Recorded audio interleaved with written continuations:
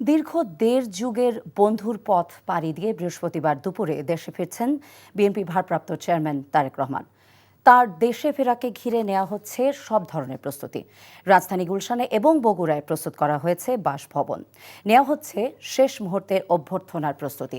দলের পক্ষ থেকে তারেক রহমানের নিরাপত্তার বিষয়ে দেওয়া হচ্ছে না কোনো ছাড়। ইফতেখার রেজার রিপোর্ট। 111 সরকারের দেয়া মামলায় 2008 সালে 3 সেপ্টেম্বর জামিনে মুক্তি পেয়ে চিকিৎসার জন্য 11 সেপ্টেম্বর লন্ডনের উদ্দেশ্যে দেশ ছাড়েন তারেক রহমান। সেই থেকেই লন্ডনে বসবাস করে আসছিলেন তিনি। লন্ডন থেকে পরিচালনা করছিলেন দলের সকল কাজকর্ম। চেহারার একটা বিরাট পরিবর্তন হয়। এই দেড় যুগ সময়কালে কখনো কখনো বিএনপি চেয়ারপারসন বেগম খালেদা জিয়া লন্ডনে গিয়ে দেখে এসেছেন তারেক রহমানকে।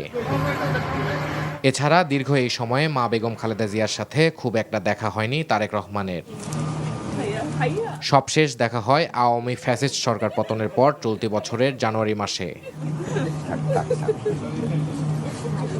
আওয়ামী ফ্যাসিস্ট সরকার পতনের পর দেশের রাজনীতির বাঁক বদলেছে বারবার। এরই মধ্যে 25 ডিসেম্বর দীর্ঘ নির্বাসনের অবসান ঘটিয়ে দেশের মাটিতে পা রাখছেন বিএনপির ভারপ্রাপ্ত চেয়ারম্যান।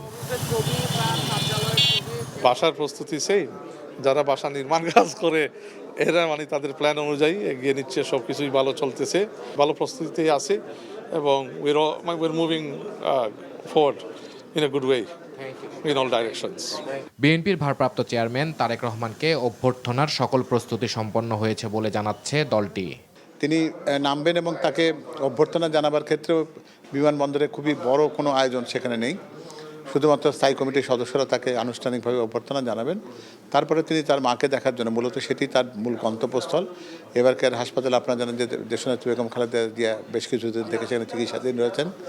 তিনি তাকে দেখতে যাবেন সবচেয়ে আগে। তারেক রহমানের বগুড়ার বাড়িতেও চলছে শেষ সময়ের সংস্কার ও শোভাবর্ধনের কাজ। সেখানে কাজ হচ্ছে, রাত দিন কাজ হচ্ছে, যা ওনার আছে ওটাই হচ্ছে, পরিষ্কার পরিচ্ছন্ন বা কিছু একটু চেঞ্জ, সামান্য কিছু চেঞ্জ, এটাই হচ্ছে। আর আপনার এলাকায় যেটা যে সব মানুষের মুখে মুখে কবে আসবে, বাড়িটিতে থাকবে বাড়তি নিরাপত্তাও।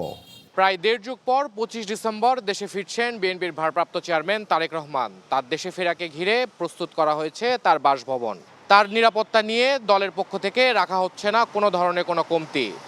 দেশে ফেরার পর পূর্বাচল এলাকায় দেওয়া হবে তাকে গণসংবর্ধনা। নেওয়া হয়েছে সেখানেও প্রস্তুতি, রাখা হচ্ছে যথেষ্ট নিরাপত্তা। Iftekhar Reza, NTV news, Dhaka.